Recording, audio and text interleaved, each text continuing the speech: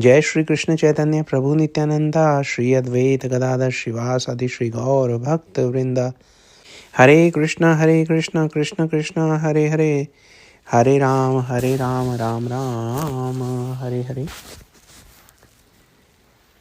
सर्वप्रथम मैं अपने दीक्षा गुरु नित्य लीला प्रविष्ट श्री श्रीमद् भक्ति वेदांत नारायण गोस्वामी महाराज जी के अभय चरण कमलों में अनंत कोटि दंडवत प्रणाम ज्ञापन करता हूँ। उनकी हेतु की कृपा की वांछा करता हूँ। तत्पश्चात मैं अपने शिक्षा गुरु नित्य लीला प्रविष्ट श्री श्रीमद् भक्ति वेदांत स्वामी महाराज श्रील प्रभुपाद उनके अभय चरण कमलों में अनंत कोटि दंडवत प्रणाम ज्ञापन करते हुए उनकी हेतु की कृपा की वांछा करता हूँ। तत्पश्चात हमारे साथ जुड़े हुए सब वैष्णवियों के चरणों में यथा योग्य प्रणाम स्वीकार हो। आप सब लोगों का हमारी टीम की ओर से बहुत बहुत स्वागत है आज की इस कथा में। कथा शुरू करने के साथ साथ हम सब आप लोगों को बहुत बहुत धन्यवाद भी देना चाहेंगे, क्योंकि देखिए पिछले 2 दिनों की कक्षा के बाद, क्लास के बाद आप लोगों के बहुत सारे मैसेजेस आ रहे हैं। उन मैसेजेस को पढ़कर हमें आपके सौभाग्य का परिचय मिलता है। ये पता लगता है कि कितने यत्न से आप इस राम कथा का श्रवण कर रहे हैं, भगवत कृपा का पात्र बन रहे हैं। जी, आप जैसे लोगों के बारे में शायद गोस्वामी तुलसीदास जी कहते हैं कि बिना सत्संग न हरि कथा, तेहु बिन मोह न भाग, मोह गए बिनु राम पद, होई न दृढ़ अनुराग। इसका अर्थ ये है, अगर आम एक सहज भाषा में बताया जाए तो देखिए, सत्संग के बिना भगवान की लीला कथा सुने बगैर, भगवान की रहस्यमयी जो कथाएं हैं, आराम से नहीं समझ में आने वाली रहस्यमय कथाएं हैं, जब तक हम वो सुनेंगे नहीं, भगवान का जब तक हमें कथाओं के पीछे का, लीला के पीछे का रहस्य नहीं पता लगेगा, हमारा मोह भाग नहीं सकता। और जब तक हमारे मोह का नाश नहीं हुआ, तब तक हमें भगवान के चरणों में सुदृढ़ प्रेम वो आ नहीं सकता। मोह गए बिना राम पद, होई न दृढ़ अनुराग। उसके बाद गोस्वामी तुलसीदास जी ने एक जगह ये भी कहा है कि बिनु विश्वास भक्ति नहीं, तेहु बिनि द्रवहि न राम, राम कृपा बिनु सपने हो, जीव न ला विश्राम। इसका अर्थ ये है कि भगवान पर, कथा तो आपने सुन ली, लीलाएं भी सुन ली, उनका रहस्य भी पता लग गया। जैसे ही वो पता लगा, आपका श्रद्धा विश्वास एकदम प्रगाढ़ हो गया। तो गोस्वामी जी कहते हैं कि भगवान पर श्रद्धा विश्वास हुए बिना उनकी भक्ति होती ही नहीं है। जब तक हमारा श्रद्धा विश्वास भगवान के साथ एकदम अटल जुड़ नहीं जाएगा, तब तक उसके पहले हमने जो भी किया वो भक्ति की श्रेणी में नहीं आता। तो आपकी, हमारी, हम में से कुछ लोगों की भक्ति का प्रारंभ हो रहा है, ये समझिए, कथाओं के साथ साथ। और जब हम भक्ति करेंगे तो भक्ति के बिना तो राम जी पिघलते नहीं हैं। भक्ति करेंगे तो उनकी कृपा होगी, और उनकी कृपा नहीं होगी, हम पे तो हो रही है, लेकिन जिन पर भगवान की कृपा नहीं होगी, उनको गोस्वामी जी ये कहते हैं कि वो व्यक्ति, वो जीवात्मा स्वप्न में भी विश्राम शांति नहीं पा सकता। राम कृपा बिनी सपने हूँ, जीव न लेह विश्राम। तो देखिए, एक जीवात्मा, हम पहले भी बात कर रहे थे पीछे, ब्रह्मा जी के एक दिन में कितने साल होते हैं, करोड़ों अरबों वर्ष होते हैं। तो कितना हमारा सौभाग्य है कि हम इस जन्म में भगवान की भक्ति के अवसर भी हो रहे हैं। और जैसा गोस्वामी जी ये कहते हैं कि हम भगवान की भक्ति को समझने का हमारे पास इतना सुअवसर जो है प्राप्त है। भगवान के चरणों में बैठ के, भगवान के भक्तों के चरणों में बैठ के भगवान की लीला श्रवण का सौभाग्य किसी किसी को, विरले को, किसी एक जन्म में प्राप्त होता है। चरणों की बात की तो अब ध्यान आया है कि हमारी कथा जहाँ है वहाँ पर भरत जी बैठे हुए हैं कौशल्या जी के चरणों में। कौशल्या जी के चरणों में बैठे हुए हैं, फूट फूट कर रो रहे हैं। कौशल्या जो है वो उनके सर को सहला रही है, जैसे एक माता करती है वैसे कौशल्या जी कर रही हैं। उनको बड़ा जो है लाड़ प्रेम ये सब दे रही हैं उनको। अब जो भरत जी हैं उन्होंने बड़ा विश्वास दिलाया कौशल्या जी को। उनको ये कहा कि माँ, मेरा विश्वास करो कि राम जी के वनवास में मेरा कोई योगदान नहीं है, मुझे तो इस बात की भनक तक नहीं है। उसके बाद 28 प्रकार के उन्होंने पाप गिना दिए कि ये सारे पापों का फल मुझे लग जाए अगर मैंने स्वप्न में भी उस व्यक्ति की परछाई के दर्शन किए हों जिसके मन में मेरे राम के प्रति द्रोह हो सकता है। कौशल्या जी तो उनकी बात मान ही गई, कौशल्या जी को तो माननी है। कौशल्या जी क्या कहेंगी? कौशल्या जी तो इतना प्रेम है और इतना विश्वास है भरत जी के प्रति, तो जब भरत जी कहने लगते हैं कि आप मेरा विश्वास करें, मैं ऐसी नहीं हूँ, मैं वैसी नहीं हूँ, तो कौशल्या जी कहती हैं कि भरत अब तुम बताओगे कि तुम कैसे हो। मात भरत के बचन सुनी साचे सरल सुभाए, कहती राम प्रिया तात तुम सदा बचन मन काए। कौशल्या जी ने कहा कि हे तात, भरत जी को कह रही हैं कि तुम पे कोई संदेह कर ही कैसे सकता है, तुम तो मन से, वचन से, शरीर से सदा ही श्री रामचंद्र के प्यारे हो। राम प्राण हूँ ते प्राण तुम्हारे, तुम रघुपति ने प्राण ते प्यारे। विधु विष चवे स्वय हिमु लागी, होई बारी चर बारी बिरागी। बोले श्री राम तो तुम्हें तुम्हारे प्राणों से भी बढ़कर प्राण प्रिय है और तुम भी श्री रघुनाथ को प्राणों से भी अधिक प्यारे हो। ये तो हो सकता है कि चंद्रमा जो है अमृत की बजाय विष टपकाने लगे, जो पाला है जो सर्दियों में पड़ता है बर्फ से, पाला आग बरसाने लगे, जलचर जीव जो हैं वो जल छोड़कर इस धरा पर आकर घूमने लग जाएं। जैसे मछली आप ये समझिए पानी से बाहर आई और पाक में घूमने चली गई। तो सुमित्रा जी कहती कौशल्या जी कहती हैं कि वो तो हो सकता है संभव हो, हैं किसी व्यक्ति को सब वेदों का, सब पुराणों का, सब शास्त्रों का ज्ञान हो जाए लेकिन फिर भी उनका मोह मिट के नहीं दे रहा, ये भी संभव है। लेकिन तुम श्री रामचंद्र के प्रतिकूल, ये संभव नहीं हो सकता।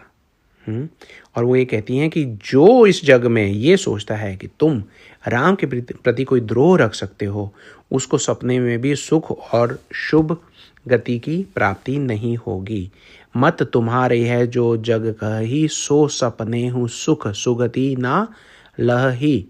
कौशल्या जी ने बोल दिया। तो कौशल्या जी ने बोला तो भरत जी के हृदय को बड़ा ढाढ़स आया, बड़ा उनको एक थोड़ा सा राहत आई। उनको लगा मुझे समझने वाला कोई तो है। शत्रुघ्न जी जो हैं वो अपने भ्राता भरत को दुखी देखकर बहुत दुखी हैं। सुमित्रा जी भी वहाँ आ जाती हैं, कौशल्या जी, सुमित्रा जी, भरत, शत्रुघ्न सब मिलकर बहुत रोते हैं, बहुत रोते हैं। वो रात्रि जिसमें ये सब इकट्ठे होकर अपने अश्रु बहा रहे हैं और उस रात्रि का अंधकार, गोस्वामी जी कहते हैं बहुत देर चला, बहुत बहुत लंबा चला। क्या कारण है इतना लंबा चला? कारण ये है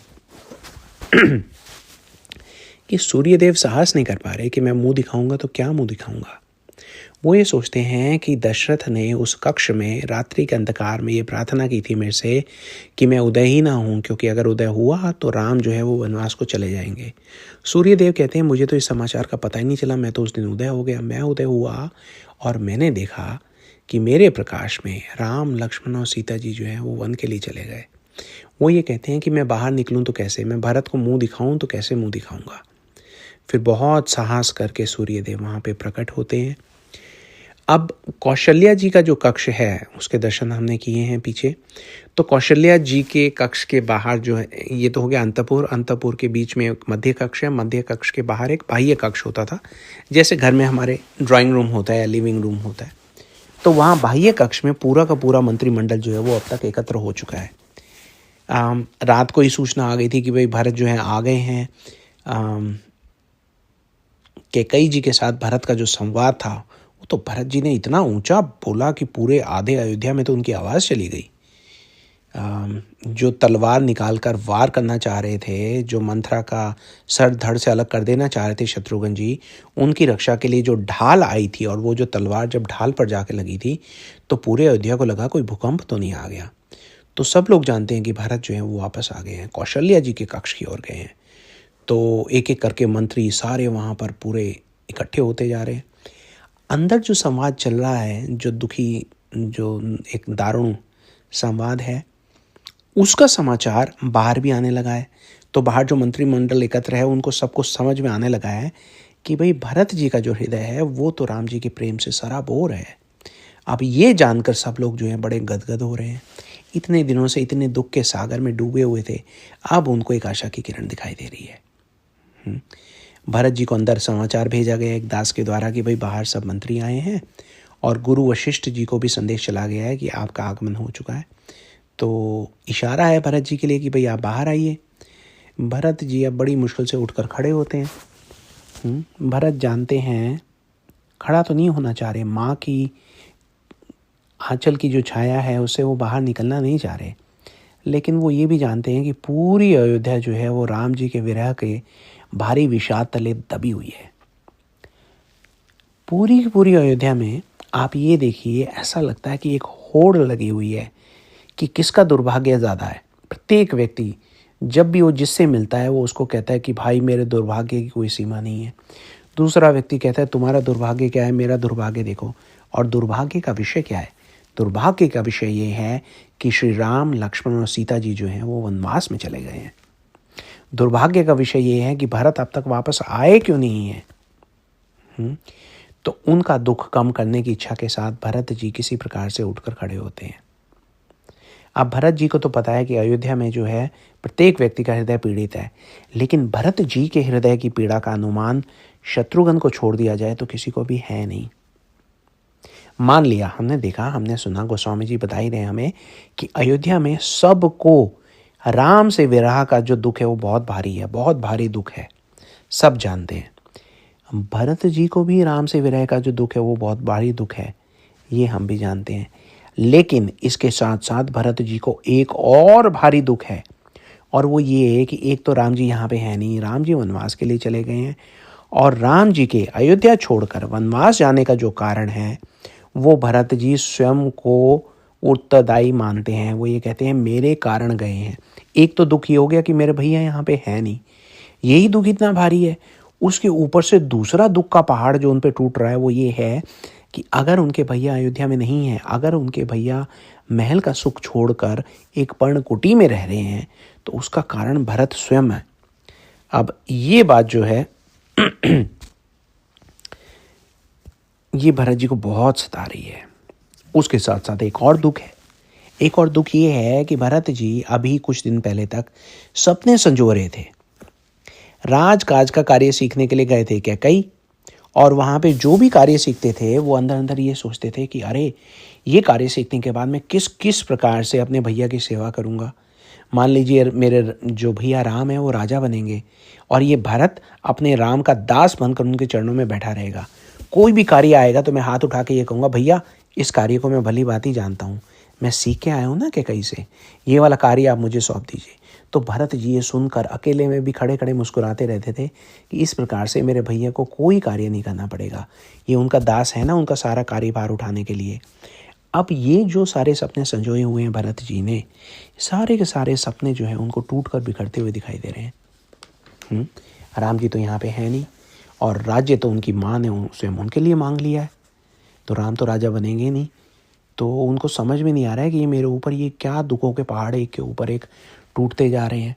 राजकाज का कार्य जैसे ही उनको याद आता है तो उनको याद ये आता है कि मैं अभी तो भैया से मिला था, भैया ने कहा जाओ जाओ तुम राजकाज का कार्य सीख के आओ।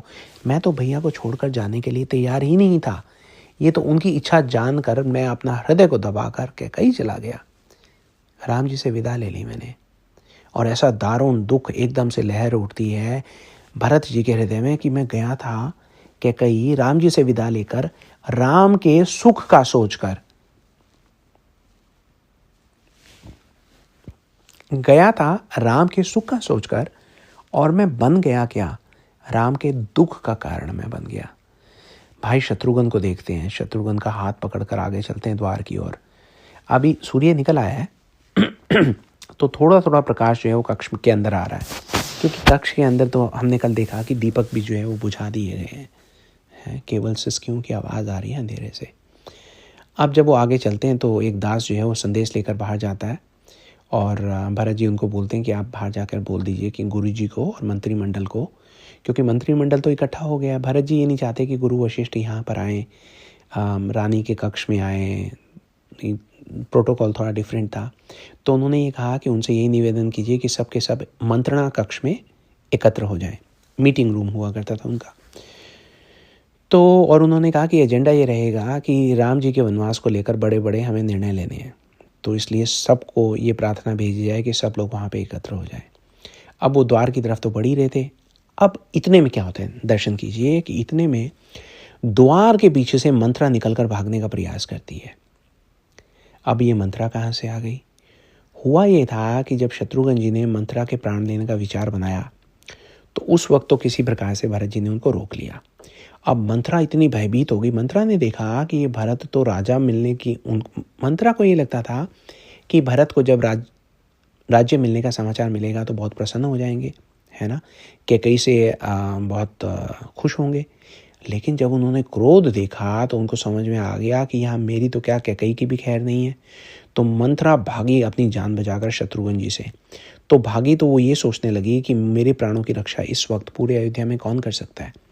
तो वो जानती हैं कि भरत जिस तरीके से बात कर रहे हैं यहाँ से वो सीधा कौशल्या जी के पास जाएंगे और मेरे प्राणों की कोई रक्षा कर सकता है तो कौशल्या, क्योंकि कौशल्या की बात भरत जी नहीं टालेंगे और कौशल्या जी उनको मेरे प्राण लेने नहीं देंगी। तो अब जब भरत और शत्रुघ्न जो हैं वो द्वार की ओर बढ़ रहे हैं तो कौशल्या जी और सुमित्रा जी तो पीछे बैठी हुई हैं, ये दोनों उठ के आए हैं। तो मंत्रा को ये डर लगा कि अरे बाबा ये मेरे पीछे तो नहीं आ गए, और शत्रुघ्न को देखती तो उनको ऐसा लगता है कि काल उनकी तरफ बढ़ के आ रहा है। तो बेचारी भागी वहाँ से। अब वो जो भागी तो शत्रुघ्न जी ने देख लिया कि ये तो मंत्रा है। शत्रुघ्न जी उसके पीछे।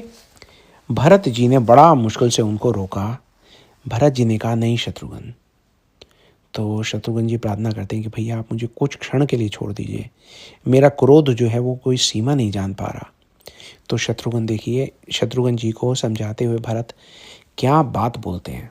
शत्रुघ्न जी ये कह रहे हैं कि मेरा क्रोध इसको मृत्यु दंड देने के बाद ही शांत हो सकता है भैया। और भरत जी ये क्या कहते हैं? भरत जी ये कहते हैं कि शत्रुघ्न जी, मंत्रा पर क्रोध करना हमारा ध्येय नहीं है, राम भैया को वापस लाना हमारा ध्येय है। अपने लक्ष्य को मत भूलिए। Mantra is not important, getting angry is not important, Ram is important. हमारे लिए सबसे महत्वपूर्ण क्या है? राम। ये हम सब लोगों के लिए एक सबक है कि हमारे जीवन में जब भी हमें क्रोध आए, जब भी हमें कोई भी इस प्रकार की बाधा आए, तो हमें ये जानना चाहिए कि ये क्रोध, इस संसार के सारे भाव जो हमारा समय लेने के लिए हमारी ओर आते हैं, इनमें से कुछ भी महत्वपूर्ण नहीं है। महत्वपूर्ण क्या है? महत्वपूर्ण केवल भगवान और भगवान की भक्ति है। तो जब भरत जी कहते हैं कि राम भैया को वापस लाना हमारा लक्ष्य है शत्रुघ्न, राम भैया राम भैया राम राम कहते कहते दोनों भाई एक दूसरे से लिपट कर बिलक बिलक कर रोने लगते हैं। राम जी का नाम ही सुनते ही उनको भैया की याद आ जाती है, रोए जा रहे हैं। अब तक थोड़ा सा बाहर आ गए हैं, सब लोग उनके दर्शन कर पा रहे हैं। दोनों भाइयों को इस प्रकार बालकों की तरह रोते देखकर सब मंत्री, पार्षद, सभासद सब के सब एक दूसरे से गले लग लग कर फूट फूट कर रोने लगते हैं। आज सब रो रहे हैं महल में। रो तो ये सब लोग तब से रहे हैं जब से राम जी अयोध्या छोड़कर गए हैं, लेकिन आज जो इनके जो आंसू बह रहे हैं उनमें थोड़ी सी शीतलता है। शीतलता किस कारण है? सबको विश्वास हो गया है कि भरत जी आ गए हैं, तो भरत जी के आने से सब ठीक हो जाएगा। सुमंत जी ने सब मंत्रणा कक्ष में सब मंत्रियों को इकट्ठा किया, गुरु वशिष्ठ जी को भी बुला लिया। गुरु जी का प्रवेश हुआ है वहाँ पे, सब लोगों ने नमन किया है। हमारे शत्रुघ्न पीछे से आ गए हैं, गुरु जी पहले से अंदर हैं। जाके उनके चरणों में प्रणाम किया है, पहले गुरु जी को बिठाया है। गुरु जी ने इशारा किया तो उन्होंने स्थान लिया। अब गुरु वशिष्ठ भी क्या कहें क्या ना कहें, वो तो जानते ही हैं कि भरत के हृदय में, शत्रुघ्न के हृदय में क्या भारी तूफान चल रहा है, क्या उसका वेग है और क्या हो सकता है। तो इसलिए गुरु वशिष्ठ पहली बात ये बोलते हैं, राम जी का नाम ही नहीं लेते। उनको लगता है मैं राम का नाम लूँगा और पता नहीं इनको क्या हो जाए। तो गुरु वशिष्ठ ये कहते हैं कि हे भरत, आप अब अपने पिता के दर्शन कीजिए। उनको याद दिला रहे हैं कि आपके पिताजी का जो मृत शरीर है वो अभी भी यहाँ पर विद्यमान है। आप अपने पिता के दर्शन कीजिए और उनके अंतिम संस्कार का सब प्रबंध कीजिए। ये आपका पहला कार्य होना चाहिए। ये बात सुनी, भरत जी समझ गए कि हाँ बात तो ठीक है। राम जी को भी यही, अगर भैया राम होते तो वो भी यही चाहते कि पहला हम जो कार्य करें वो पिताजी का अंतिम संस्कार करें। तो उन्होंने उसका आदर किया देखिए, जिस प्रकार से वाल्मीकि रामायण में भी, रामचरितमानस में भी इन सब जो संस्कार हैं उनको जिस प्रकार से अहमियत दी गई है, जिस प्रकार से उनको इतना महत्व दिया गया है, तो उस महत्व के प्रकाश में इस प्रसंग को थोड़ा ठीक से समझने की आवश्यकता है हम सब लोगों के लिए। क्योंकि जिस संसार में हम रहते हैं, विशेषकर कलयुग में, वहाँ पे ये सब जो संस्कार हैं उनका जो एक वैज्ञानिक कारण है लोग भूल ही गए हैं। हम महाराज दशरथ पे ये आरोपित नहीं कर रहे, क्योंकि महाराज दशरथ तो भगवान के परिकर हैं, वो तो नित्य सिद्ध हैं। लेकिन फिर भी उनको इंगित बनाकर हमें बात समझाई जा रही है कि अंतिम संस्कार का सब प्रबंध करना बहुत बहुत महत्वपूर्ण है। और भरत जी सब कार्य छोड़कर उसी कार्य में लग जाते हैं। तो ये अंतिम संस्कार जो है, हम थोड़ा सा 1 मिनट इस पर ध्यान देंगे कि ये हमारे जीवन में क्यों महत्वपूर्ण है। क्योंकि जब तक अंतिम संस्कार नहीं होता तब तक जो आत्मा है उसका आगे गमन नहीं होता है ना। आत्मा आगे निकल नहीं सकती। शरीर से तो निकल गई लेकिन उसको गति नहीं मिल रही, बीच में फंसी हुई है और बहुत दुख में फंसी हुई है। एक उदाहरण से इसको समझने का प्रयास करते हैं। मान लीजिए आपने कोई कार खरीदनी है, आपने 2 साल से रोज़ पैसे बचा बचा कर अपनी बचत की और वो कार खरीद ली। अब जब आपने वो कार खरीद ली तो वो कार में बैठ के आप घर आए। अब किसी ने कार से आपको निकाल कर बाहर कर दिया। आप तो बाहर आना नहीं चाहते थे, लेकिन वो व्यक्ति आपसे ज़्यादा शक्तिशाली था। उसने खींच कर आपको बाहर किया और कार को ले गया। अब कितना दुख होगा आपको? होगा ना। क्या कारण है, क्यों दुख होगा? दुख का कारण है आसक्ति। क्योंकि वो कार को आप अपना समझे हुए थे और ले गया कोई और। कितना दुख होगा भाई। अब इसके आगे अगर हम चलें तो अब जिस शरीर में हम रहते हैं, मान लीजिए हम कितने भी वर्ष रहते हैं, 70, 80, 90, 100, जितने वर्षों तक रहते हैं, तो शरीर से तो आसक्ति हो ही जाती है ना। तो जब यमदूत हमारी आत्मा को, मतलब हमें, हम तो आत्मा ही है ना, आत्मा को शरीर से खींचते हैं तो वो ऐसा है जैसे कोई हमें हमारे घर से खींच रहा हो। अगर कोई हमें हमारे घर से खींच के बाहर कर दे तो क्या होगा? हम मतलब घूमने चले जाएंगे पार्क में?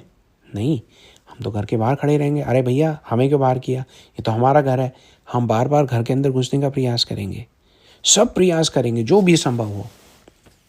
उसी प्रकार से मृत्यु के उपरांत आत्मा जो है वो अपने घर यानी कि शरीर में वापस जाने का सब प्रयास करती है, बहुत प्रयास करती है। अब ये वापस जाना संभव है नहीं, लेकिन ये बात उस वक्त आत्मा नहीं समझती। क्यों? क्योंकि आसक्ति में ज्ञान तो आता नहीं है। तो उसको तो बस केवल आसक्ति है। वो तो ये समझता है शरीर से निकला तो मैं कहाँ जाऊँगा, केवल ये शरीर ही मेरा घर है। वापस को प्रयास करती है शरीर के अंदर, लेकिन वो तो संभव है नहीं। एक बार आत्मा गई तो गई। और ये शरीर भी क्या है? शरीर बीमार, बूढ़ा, बेकार शरीर है। फिर भी प्रयास करती है आत्मा अंदर घुसने का। यमदूत देखते हैं अरे ये क्या हो रहा है, उसको पहले ही वो उसमें यमपाश में पकड़ रखा होता है, उसको और खींचते हैं। बड़ा कष्ट होता है उसको कि भाई मुझे खींचा जा रहा है। उनके साथ वो संघर्ष करती है आत्मा। तो कितना भी संघर्ष कर ले, लेकिन ये हो ही नहीं सकता कि वो यमदूतों को परास्त करके वापस शरीर में प्रवेश कर सके। लेकिन शरीर सामने दिखता है तो आसक्ति आती है और आत्मा फिर बड़ी छटपटाती है। तो यमदूत जो हैं वो 13 दिन तक आत्मा को वहीं रहने का एक अवसर प्रदान करते हैं कि भैया अगर तुझे मतलब इतना ही है तो जा, इस शरीर में देख ले जाके। शरीर में तो वो जा नहीं सकता, इसलिए बड़ा परेशान रहता है, बहुत कष्ट में रहता है। मृत आदमी के लिए जो व्यक्ति केवल ये सोच कर आंसू बहाते हैं, अरे ये तो हमारा बड़ा प्रिय था, ये क्यों मर गया, ये क्यों मर गया, वो सारे आंसू उस आत्मा को पीने पड़ते हैं नरक में जाके। इसलिए हमारे यहाँ विधान ये है कि शरीर को जला दिया जाता है, क्योंकि अग्नि जो है, अग्नि प्रत्येक चीज़ को पवित्र करती है। अग्नि जो है, अग्नि का जो संस्कार है, जो अंतिम संस्कार है, जिसमें अग्नि को माध्यम बनाकर हम शरीर को दग्ध करते हैं, उससे उस शरीर का अस्तित्व जो है वो मिट जाता है। जो व्यक्ति चला गया, हमारे यहाँ तो ये कहते थे कि उसकी सारी वस्तुओं को दे दो, घर में कुछ मत रखो उसकी, क्योंकि हमें पता नहीं कि उसकी आसक्ति किस वस्तु में हो, है ना। और उस वस्तु में आसक्ति उसको वहाँ से, घर से जाने ना दे। और यमदूत फिर उसको खींचे, यमदूत उसको खींच रहे हैं, जाना वो चाहता नहीं है, जाना उसको पड़ेगा, कितना दुख का सामना करना पड़ेगा। इसलिए हमारे यहाँ यही विधान था कि जब भी कोई मृत्यु हो जाए तो उसके शरीर को फौरन जो है उसका दाह संस्कार कर दिया करते थे, ताकि आत्मा के लिए थोड़ा सा एक बात को स्वीकार करना सहज हो जाए कि भाई अब तो मेरा वो शरीर नहीं रहा। हाँ, कोई आपको आपके घर से बाहर निकाल दे लेकिन घर दिखता रहे तो आप उसमें अंदर जाने का प्रयास करेंगे। लेकिन जब आप देखते हैं कि वो घर जल रहा है तो आप उससे दूर भागेंगे, अरे अरे आग लग गई, भागो भागो। कोई ये कहे अरे चलिए चलिए घर चलिए, तो हम कहेंगे भैया तुम्हारा दिमाग तो ठीक है, घर में तो आग लगी हुई है, मैं क्यों जाऊँ घर में, मैं तो भागूंगा। तो उसी प्रकार से आशय ये है, कहने का मतलब ये है कि सब नाते खत्म करके आत्मा का यमदूतों के साथ संघर्ष समाप्त हो जाए, मृत्यु का सत्य जो है वो स्वीकार कर ले आत्मा और आगे बढ़े। ये बहुत बहुत महत्वपूर्ण है। अगर हम उस व्यक्ति के प्रति थोड़ा प्रेम है, कल्याण का भाव है जो अब चला गया है, तो हमें ये जो अंतिम संस्कार है उसकी सब जितना भी हमारे शास्त्रों में बताया गया है, पिंडदान, उसका भी बहुत सुंदर साइंस है, विज्ञान है, वो किसी और क्लास में किसी दिन करेंगे। लेकिन आप समझ ही गए हो कि हमें करना क्या है।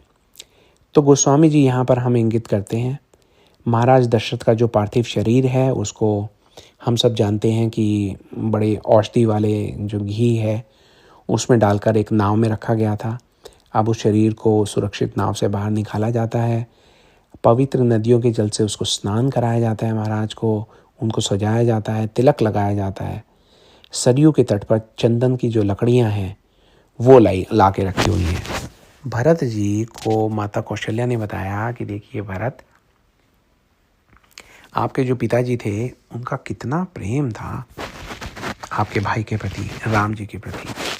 तो भरत जी अच्छी तरीके से जानते हैं कि मेरे पिताजी ने अगर जो वरदान दिया था कैकई को, वो तो कैकई कहते हैं, हम जानते हैं कि रानी कैकई, माँ कैकई, जननी कैकई, तो ये वो अब तो ये पता लग गया भरत जी को कि पिताजी ने 2 वरदानों की हामी इस कारण दी थी क्योंकि उन्होंने कैकई जी को राम की सौगंध खाकर वचन दिया था कि हे रानी, मैं राम की सौगंध खा के कहता हूँ कि तुम जो भी मांगोगी मैं तुम्हें अवश्य दूंगा। इसलिए दशरथ जी अपने वचन पर वापस नहीं जा पाए, वापस जा नहीं पाए, राम जी चले गए। राम जी का जो प्रेम था वो महाराज दशरथ के प्राण लेकर गया। तो भरत जी को ये पता है, तो वो जानते हैं कि महाराज दशरथ का जो राम प्रेम था वो कितना महान था। उसका सोचकर भरत शत्रुघ्न जो है वो एकदम पिघलते जा रहे हैं।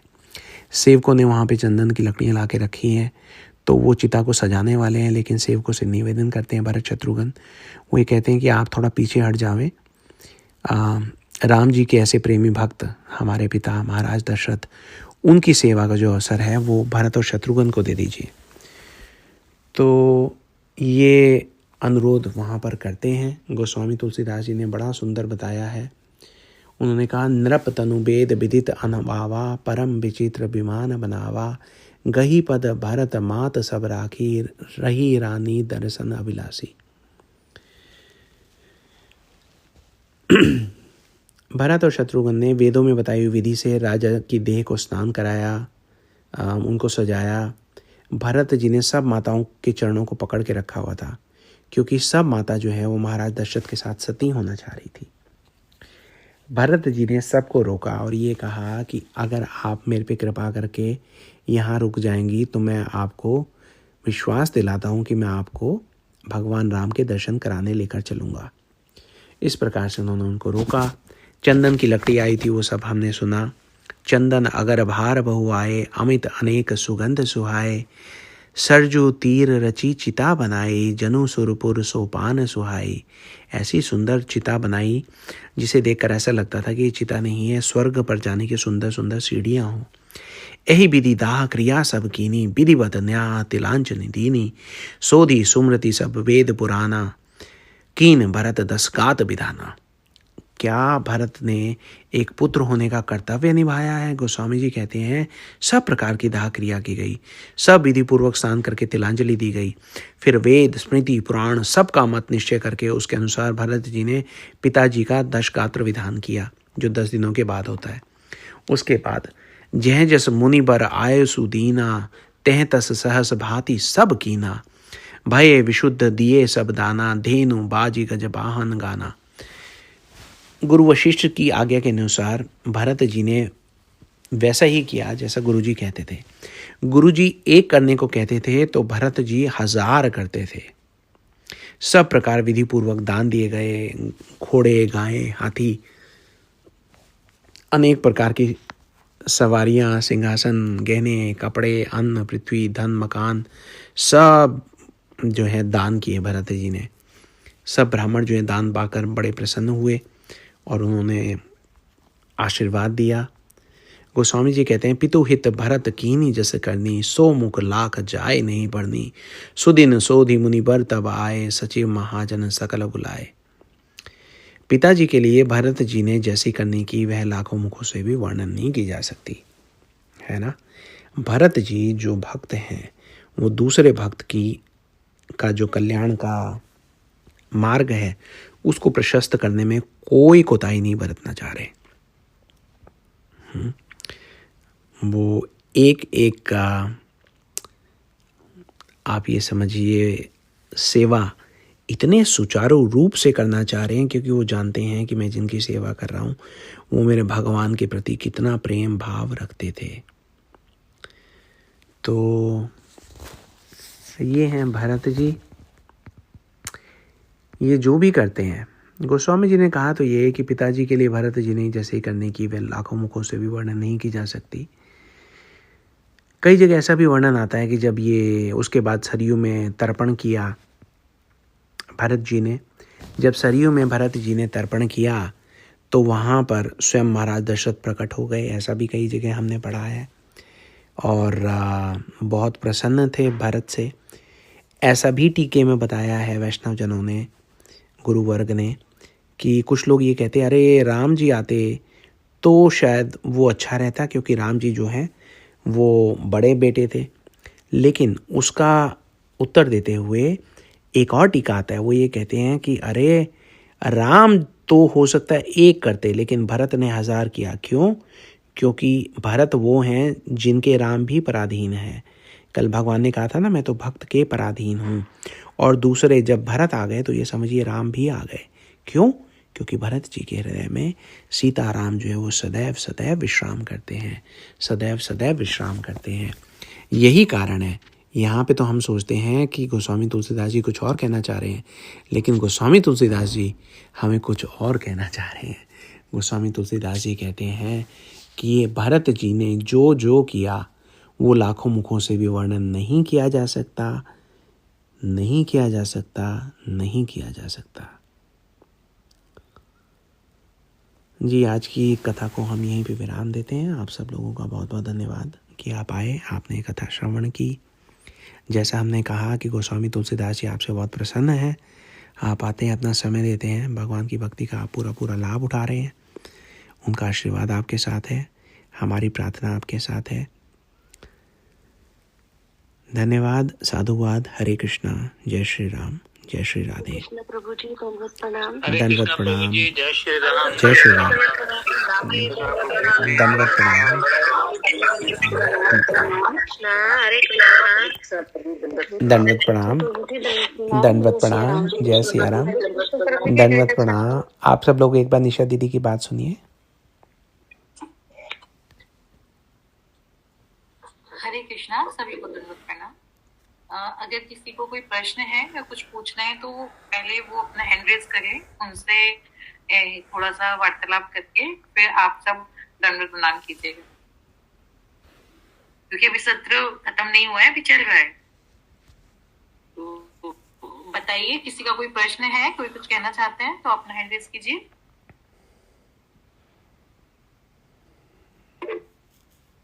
निखिल नागर दीदी, हरे कृष्णा। हरे कृष्णा, दंडवत प्रणाम दीदी, हरे कृष्णा। प्रभु जी, आपने कहा था जैसे कि जब वो भरत जी जाते हैं तो माताओं के पैर पकड़ के रखते हैं, तो कई माता भी रहती है क्या? तीनों माता के पैर पकड़ के रखते हो? जी देखिए, भरत जी के तो 2 ही हाथ हैं, तो एक साथ तो तीनों माताओं के पैर नहीं पकड़ के रखेंगे, लेकिन कौशल्या जी और सुमित्रा जी के तो पैर पकड़ के रखे थे। कैकेयी जी देखिए चाहती तो कैकेयी जी जिससे जैसे वो नाराज थे ना, तो मैं हाँ, पूछ रही जी थी जी, कि कैकेयी मैं समझ माता गया की भी उन्होंने चरण स्पर्श जी। कैकेयी जी की भी मुंह से ये निकला था कि मैं भी महाराज के साथ ही सती हो जाना चाहती हूँ।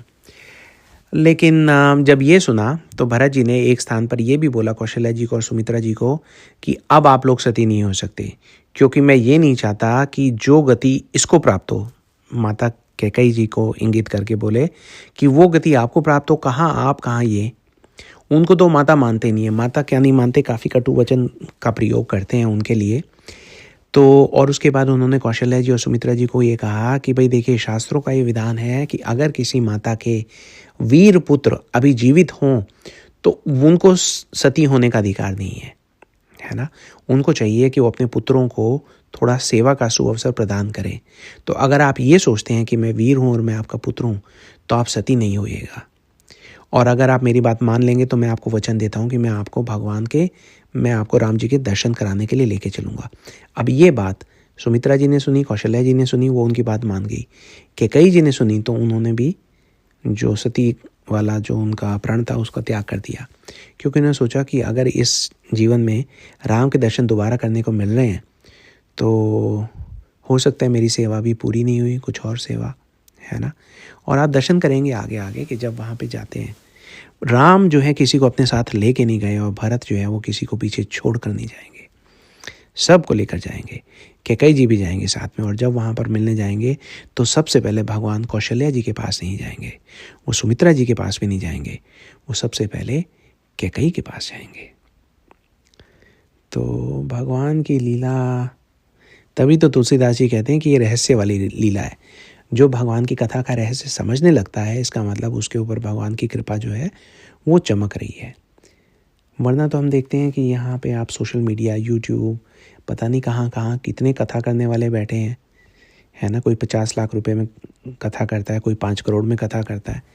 लेकिन भरत जी ने कहा था कि अगर राम जी के वनवास जाने में मेरी ज़रा भी सहमति हो तो मुझे वो फल मिले जो भगवान की कथा को बेचने वालों को मिलता है ना।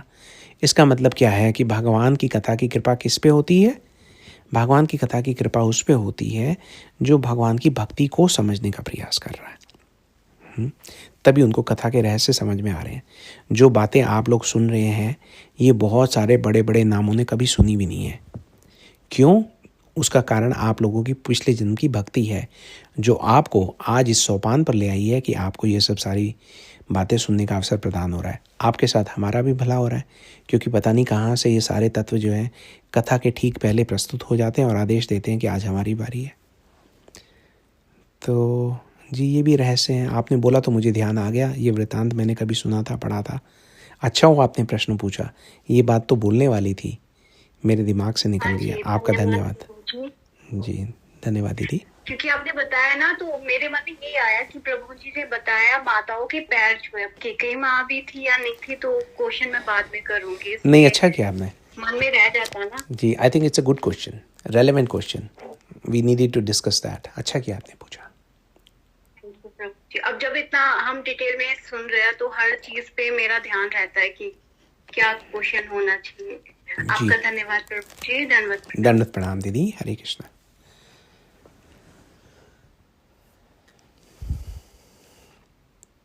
हरे कृष्णा। किसी और का प्रश्न? प्रभु जी किसी और का प्रश्न जी ठीक नहीं है तो फिर कथा भी थोड़ी मार्मिक थी तो इसलिए लगता नहीं किसी का कोई प्रश्न होगा, तो अब हम विराम कर सकते हैं आज के सत्र को। जी जी जी ठीक। देखिए जैसे हम हर बार कहते ही हैं, लेकिन अब आप सब लोग भी समझने लगे हैं कि अगली बारी की जो कथा होगी वो और भी ज़्यादा मार्मिक होगी। अभी तो भरत जी बहुत कठिन प्रश्न पूछने वाले हैं। सब मंत्रिमंडल से लेकर प्रजा से लेकर जो गुरु वशिष्ठ हैं उनको कटघरे में खड़ा किया जाएगा, प्रश्न पूछे जाएंगे, बहुत कड़े प्रश्न पूछेंगे। भरत जी किसी को नहीं छोड़ने वाले। अब वो ये कहेंगे कि राम को आपने जाने कैसे दिया। तो आपसे बस यही अनुरोध है कि आप राम की कथा को किसी भी प्रकार से जाने मत दीजिए, मिस मत कीजिए, अवश्य आइएगा। हम गुरुजी से प्रार्थना करेंगे कि जो भी प्रयास हमारी टीम करे उन प्रयासों को आप लोग स्वीकार करें, उसको भक्ति में आगे बढ़ने का साधन बनाएं और हमें अपना आशीर्वाद दें। आज यहाँ पे आने के लिए आप सब लोगों का बहुत बहुत धन्यवाद, साधुवाद। हरे कृष्णा, जय श्री राम, जय श्री राधे।